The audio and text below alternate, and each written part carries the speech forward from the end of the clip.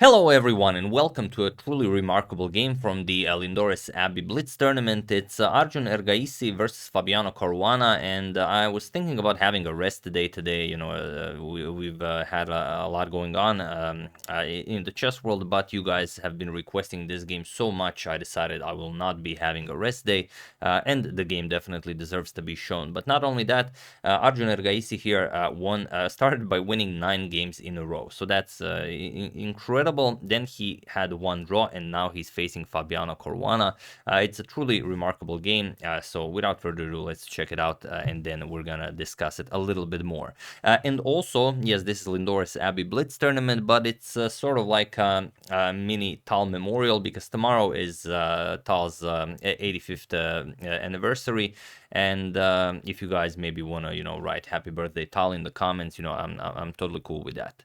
So that being said, let's check it out. Erigaisi opens with knight to f3. He goes for the reti opening. We have d5 by Fabi, d4, and now knight to f6. We have c4 and e6. The queen's gambit declined is on the board, and now g3 going for the Catalan opening. Bishop to b4 check by Fabi, bishop to d2 blocking, and now bishop back to d6. So this is a blitz game. We're not going to dwell too much on the opening choice. Knight to c3, and now c6. So this has all been played before, nothing out of the ordinary here. Queen to c2, gaining more control over that e4 square, so we want to push e4 next. We have castles, and now e4. And here we have a nice trade in the center. Pawn captures, knight captures, and queen captures. And now black is very safely castled. The white king is still in the center of the board, so we want to start by opening the center, and that's what black does. He pushes c5.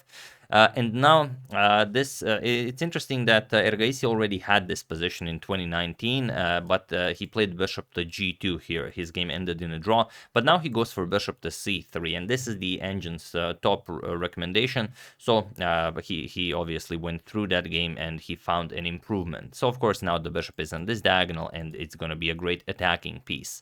And there is a game where knight to c6 was played, but here Fabi goes for c captures on d4. C captures on d4 is a non-move, but Fabi goes for knight to c6, and it is now, as of move 11, that we have a completely new game.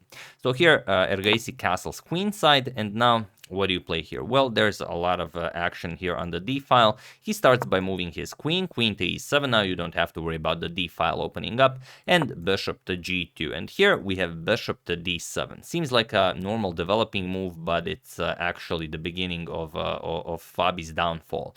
So the idea is that we want to bring the bishop to d7, maybe do some trades on d4, and then bring our bishop to c6, and we're going to be very happy with this, as we're going to counter white's strong light square bishop on g2.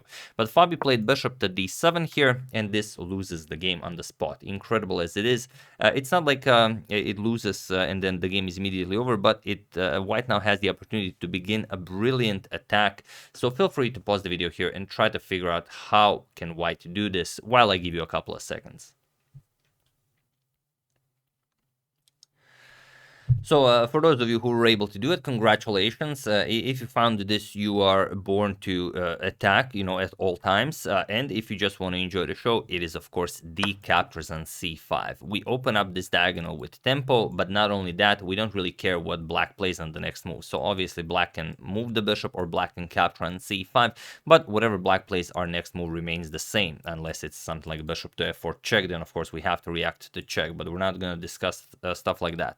So here, bishop captures on c5 was played, and now rook captures on d7. That's the move you had to see, and it is all with the idea of freeing up the g5 square for our knight here. So now you have to capture, otherwise you're just down material. So queen captures on d7, and now knight g5, threatening checkmate on h7. So you have to block this somehow. You could play something like f5, but then we capture on e6 with check, which is not very impressive. And also you could play g6. Fabi decided to play g6, and now comes not queen to h4, because if queen to h4, we can simply block with h5, but white continues the attack in the absolute most precise way, and that is knight captures on h7. Of course, with this diagonal belonging to the bishop, the knight cannot be captured. If you capture it, just queen h4 checking, g8 and queen to h8 will be checkmate. So Fabi has to figure out how to go about this knight captures on h7. So he plays f5, attacks the white queen, but now knight captures on f8. Now you pick up the rook, and if the queen is captured, then you capture the black queen on d7. The black queen is undefended. So bishop captures on f8, and now we have queen back to e2. And now it's not all that big of a deal. Fabi's only down one pawn, but his king side is completely shattered, and white still has this amazing bishop pair. So how do you continue here? Knight to d4 attacks the white queen, and now it seems like you really want to keep this bishop here, but just capturing the knight is also a move. You could also play queen to e3, just put more pressure, then let's say rook to d8, and then the game continues. But it's a blitz game. You can't just figure stuff out forever. So bishop captures on d4 was played. Queen captures and rook to d1. We use this tempo to get the rook into the game.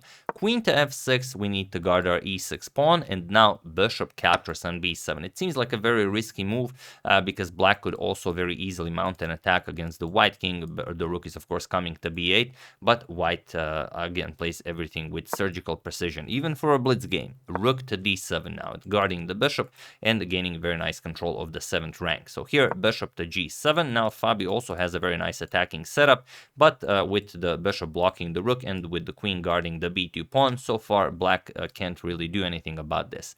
But what can white do? Well, you do have passed c pawn, so you're just gonna push it. So he starts by pushing it c5, now c6 and c7. If black is not ready to meet this, it's a game over. And you could try something like rook to d8. That's one way to do it, but even with this move that's considered best, just captures, and queen captures on e6, there's still the passed c pawn. I mean, there's no way you can play this. So Fabi tried king to h8. Now at least some like queen captures on e6 will not come with check, and maybe you will have time to checkmate the black king. But now just c6. And how can black go about this? He plays a queen to f8, and now we have a3, making some breathing room for the king, but also it wasn't really necessary, because if you just push c7, it's still winning. We're gonna capture on b7, and now okay, you have to maybe worry about this, but not really. Just queen c4, and that's it. We win the game. Rook to rook here does not work because we simply capture the c7 pawn with check. So here just rook captures on b7 and queen to c4 is winning. One little check, we really don't care. King d1, and next move we win the game. So instead, okay, a3 was played. Like I said, it's a blitz game. Queen to c5 with check, now king to b1, and king to h7, now getting the king away from the back rank, but now queen c2, and black really can't afford to trade queens here. If you trade queens, just c7, c8, and that's it. So after queen to c2, queen to b5 was played, still, putting a lot of pressure on this b2 pawn, but now just c7, attacking the rook. Rook captures on b7, and now how do you finish this game with white? Well, you don't want to bring a queen in too early in the game. If you just play c8 queen, then we pick up the rook on d7, and yes, you have two queens, but it's a queen, rook, and bishop, and there's a lot of pressure here. White is still better, but it would be pretty crazy. So what can white do? Well, we simply eliminate the bishop here and get rid of our target on d7. So rook captures on g7 was played, and it was in this position on move 30 that Fabiano Caruana resigned the game, as there is nothing more to be done here. So incredible run by Arjun Erigaisi in the start of this Lindores Abbey Blitz tournament. So winning 9 games in a row, then a draw against Martirosyan, and then another brilliant win against Fabi.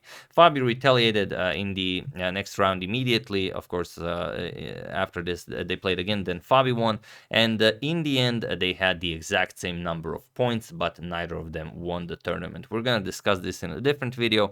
This one is just enjoy the beauty of this game. So here you resign because after you deal with this check, king captures on g7, just c8 queen, and now the queen and rook, of course, are helpless against the two queens, and we've actually reached the position from the thumbnail. So yeah, that's the game. Hope you guys enjoyed it. Now I'm very glad I did not take a rest today, as this a game like this definitely deserves to be shown. I would like to thank Sasan Faiz, Alessandro Atura, Tom Derolo, Micah Kennedy, and David Kimura for your contribution to my channel. Thank you a lot. I really appreciate it. As usual, you can check all my previous videos here. Thank you all for watching, and I will see you soon, continuing to check up on everything else that's happening in the chess world, and of course on your wonderful suggestions.